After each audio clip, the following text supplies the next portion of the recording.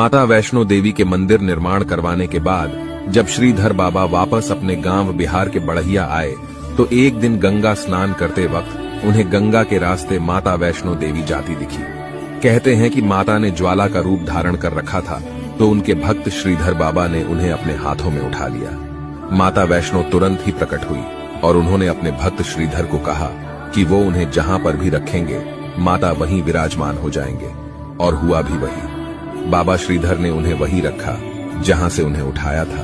उस वक्त मां गंगा का जलस्तर बहुत ज्यादा था और बाबा श्रीधर का गांव बढ़िया बहुत ही जंगली इलाके में था। आए दिन लोगों को सांप और बिच्छुएं काटा करती थी। तो बाबा श्रीधर ने माता वैष्णो से एक वरदान मांगा और माता वैष्णो देवी ने वरदान स्वरूप एक कुएं का निर्माण किया। आज भी वहां जब भी किसी को सांप और बिच्छू काटा करते हैं तो डॉक्टर के पास नहीं बल्कि इस कुएं में नहाने आते हैं और इस चमत्कारी कुएं में आता मां